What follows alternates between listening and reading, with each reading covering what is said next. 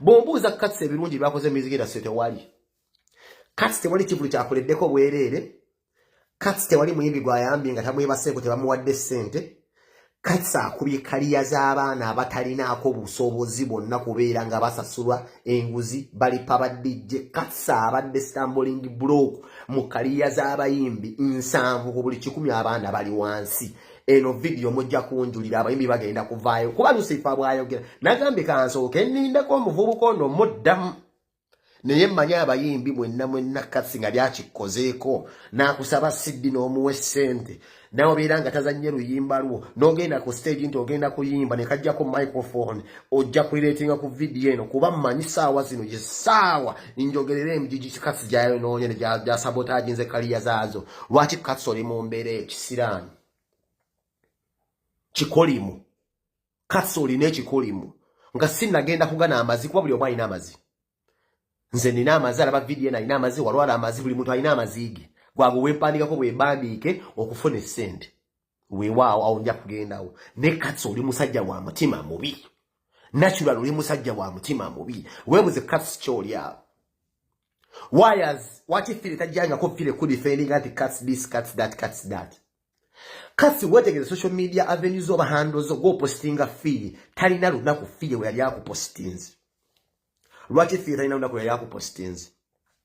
Video note ya saturating ya mama wa fee nawe nga muyomba twagira ba social media natumanye ebyalimu because the parents were disappointed. Katsi wamale ebiseera ng'ovuma ready paper nte kubonyabonya nte era ekulumirirwa simanyi bwe kuwalana. Katsi n'ovuma ready paper nga ogenda ogisuwinga bwe kuwayiriza nti walwala amazi.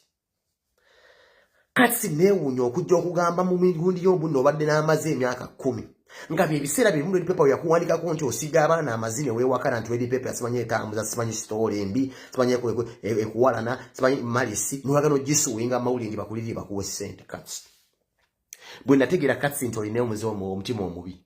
Kati goloza waki fee takupostinga nnyo ng'akoyimiza matenga mulina omwana. That girl has never cured. You're the reason Katsi waki fee yatandika okunywa enjaga. Nkubuulira omwana oyo yali muwala mulungi nnyo yabeeranga ne baradio nga bayimba ne baradio by that time.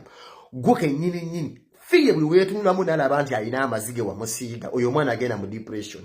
Gwokyekazaakaza kuba gwewangadde n'amazigo olinamu akengubangubo maze ebbanga ng'ogakweka nga ogasiiga emigigi emito abaana b'amasomero buno bokadanki abazze mwanje n'obwana simanyi mbu Serena simanyi galabisomero buno obwajjanga mu siriko obo ne muno protecting and not just because you're selfish bakusomedde deal ya yika toyina de 10 sigula sigala not just family nojiteka kuninga tomayina abaana bo kye bayitamu ku somero bagamba nti okitaawo ye MC omulwadde w'amazi yatugamba ku TV mulwadde w'amazi. You never thought about your family by then kuba lyongo ba paper oli ogala just bakugambe nti gwe MC agenda okubeera simanyi mbu ambassador w'abalwadde ba sirimu.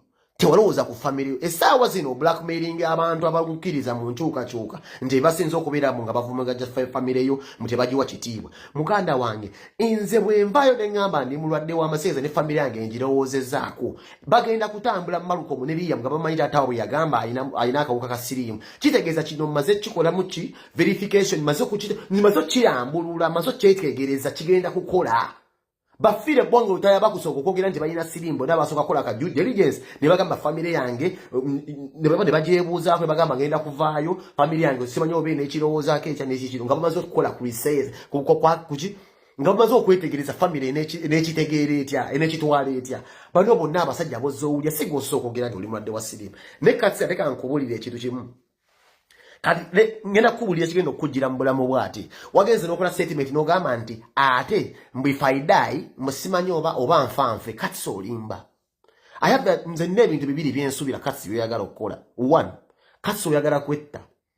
Oyinza okuba tolina sentence gula ddagala nga Katsi oyagala kwetta bya ddala ng'owulira okooyi kuba owangadde n'obulwadde ng'owulira okooyi towali kintu ky'oyongera waliwo kye bayita ettutumu eriteeyongerako ngerinya olikola ne lisobola kweyongerako Katsi tolisobola kweyongerako ku lyakoma lyatuka ku climax. Kati oli just yawo kuli maintaininga kubeera ubezi kwebuzabuza kuba abaana gye bali aboogera bemusi kati kuli ku maintaininga bu maintaininzi otya omaze di maintaininga oli awo obulwadde bukutwala toyagala kumira ddagala ate ddagala lya bbeeyi tolina ssente omanyi n'obwavu y'ensibuko ya buli kintu obwavu yensebuko ya buli kintu ku dunia kuno kati sawa zino sola kwebezaawo omukazi ali awo agudde eddalu abaana tebalina sente zisoma oli awo abasajja bakunywamu olukwe lwali no osobola okubuzaabuza kati kankubuuze gweka nyirinyiri oli musajja mubi ate oli musajja mutemu nakati olaba nti n'emimwa gikumyuse giringa bbina lya gunju era ogenda kisinga abantu omwana oyo oyina kintu kyagala okusiiga obadde Dubai